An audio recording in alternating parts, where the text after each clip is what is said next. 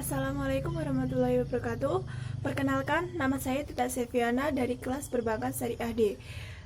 Pada laporan ekonomi mikro Islam terapan, saya mendapatkan tugas pada materi kebutuhan. Dalam materi ini ada 4 subbab utama, yaitu pengertian kebutuhan, konsep Islam tentang kebutuhan, jenis-jenis kebutuhan, dan masalah versus utilitas. 1. Pengertian kebutuhan. Menurut Sadono Sukirno dalam bukunya Makroekonomi Teori Pengantar, secara umum kebutuhan adalah suatu keinginan manusia untuk memperoleh barang dan jasa. Dengan pengertian lain, kebutuhan adalah segala sesuatu yang diperlukan oleh manusia dalam bentuk barang dan jasa untuk mensejahterakan hidupnya. Kebutuhan setiap manusia sangat beragam dan tidak terbatas jumlahnya, karena itu sudah menjadi hakikat dari manusia yang akan selalu merasa kekurangan dan tidak akan pernah merasa puas. 2. Konsep Islam tentang kebutuhan. Dalam Islam, semua barang dan jasa yang mempunyai masalah dikatakan sebagai kebutuhan.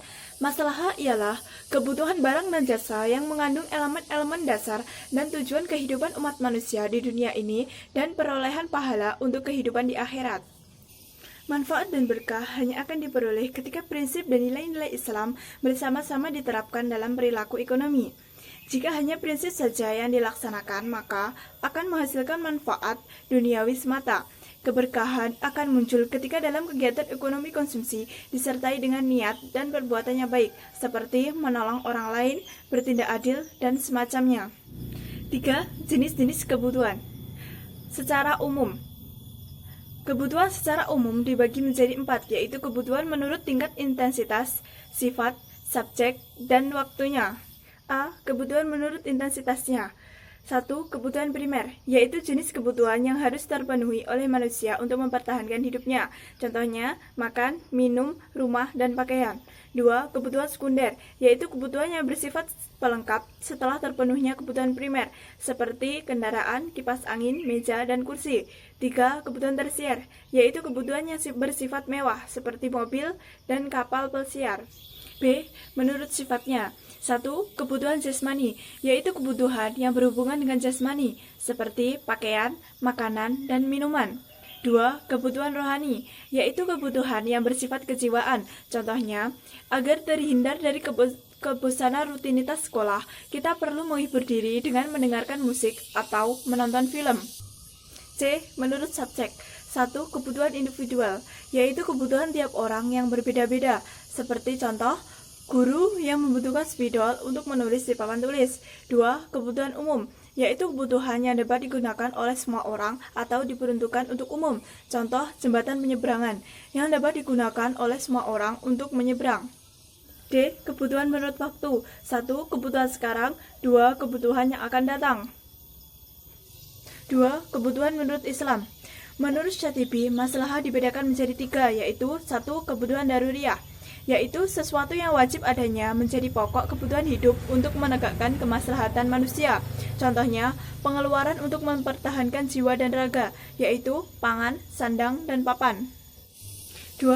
Kebutuhan hajiah, yaitu kebutuhan pelengkap yang bertujuan untuk memudahkan kesulitan manusia di dunia. 3. Kebutuhan tahsiniyah, yaitu suatu barang yang membuat hidup menjadi lebih mudah dan gampang tanpa berlebih-lebihan. Contoh, makanan yang baik, pakaian yang nyaman. 4. Maslahah dan utilitas. Adapun perbedaan maslahah dan utilitas sebagai berikut. 1. Konsep maslahah dikoneksikan dengan kebutuhan, sedangkan kepuasan utility dikoneksikan dengan keinginan. 2. Utilitas merupakan kepuasan yang bersifat individualis, sedangkan maslahah dapat dirasakan individu dengan orang lain. 3. Maslahah individu relatif konsisten dengan maslahah sosial. Sebaliknya, utilitas individu sering berseberangan dengan utilitas sosial. 4. Maslahah relatif lebih objektif karena didasarkan pada pertimbangan yang objektif, sementara utilitas mendasarkan kriteria yang lebih subjektif. 5. Dalam konteks perilaku konsumen, utilitas diartikan sebagai konsep kepuasan konsumen dalam mengkonsumsi barang atau jasa, sedangkan maslahah diartikan sebagai konsep pemetaan perilaku konsumen berdasarkan asas kebutuhan dan prioritas.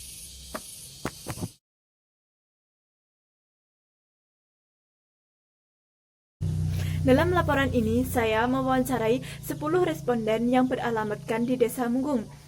Hasilnya, saya memperoleh data responden, schedule pendapatan responden, pola konsumsi, dan hasil wawancara. Hasil tersebut akan saya tampilkan dalam slide berikut ini.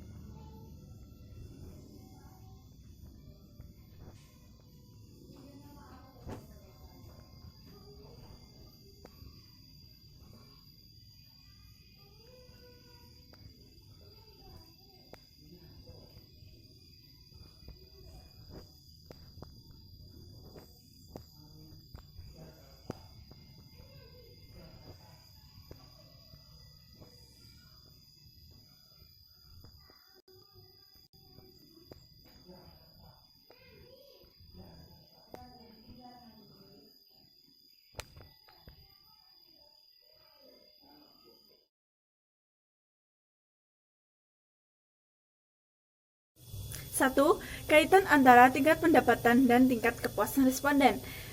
Kaitan antara tingkat pendapatan dan tingkat kepuasan responden sangat besar, karena menurut para responden, tingkat pendapatan memiliki pengaruh yang signifikan terhadap tingkat kepuasan.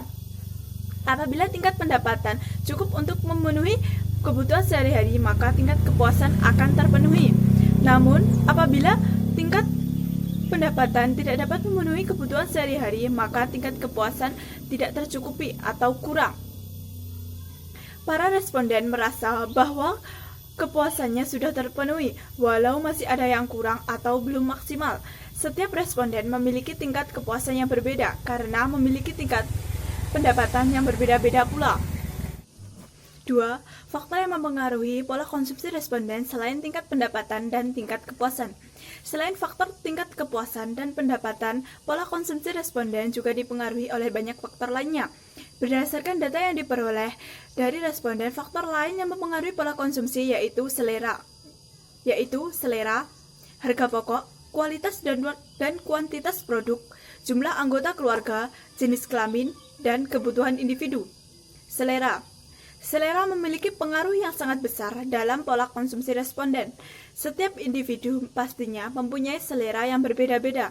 Ada yang memiliki selera konsumsi yang tinggi atau mahal, ada pula yang memiliki selera konsumsi sederhana atau biasa saja. Harga produk juga memiliki pengaruh yang cukup besar, karena ketika ingin mengkonsumsi suatu produk, setiap individu pasti akan mempertimbangkannya terlebih dahulu, terutama individu dengan penghasilan yang hanya cukup untuk memenuhi kebutuhan sehari-hari. Kualitas dan kuantitas produk. Kualitas dan kuantitas produk berpengaruh karena setiap individu pasti menginginkan produk yang berkualitas dan memiliki jumlah yang banyak. Jumlah anggota keluarga. Faktor ini sangat berpengaruh, terutama bagi tulang punggung keluarga. Jika jumlah keluarga banyak, maka banyak pula kebutuhan yang harus terpenuhi. Jenis kelamin. Faktor ini berpengaruh karena perbedaan kebutuhan antara laki-laki dengan perempuan. Seperti perempuan cenderung suka berbelanja baju baru, make up setiap bulannya, sedangkan laki-laki jarang melakukan hal tersebut. Kebutuhan individu. Tinggi rendahnya jumlah konsumsi ditentukan oleh jumlah kebutuhan individu tersebut. 3. Pentingnya faktor berkah dalam pola konsumsi responden. Faktor berkah dalam pola konsumsi responden hukumnya wajib, terutama bagi umat muslim. Jika produk yang kita konsumsi tersebut halal, maka akan mendatangkan keberkahan dalam hidup kita. Menurut para responden, keberkahan sangat penting. Walaupun pendapatan yang kita terima rendah, jika itu berkah diperoleh dengan cara yang halal, pasti akan mencukupi segala kebutuhan. Akan tetapi, apabila pendapatan yang kita peroleh tinggi, namun tidak berkah atau diperoleh dengan cara yang haram, maka tidak akan pernah mencukupi segala kebutuhan yang ada.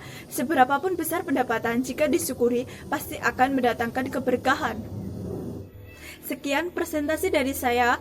Apabila ada kurang lebihnya mohon maaf. Wabillahi taufiq wal hidayah. Wassalamualaikum warahmatullahi wabarakatuh.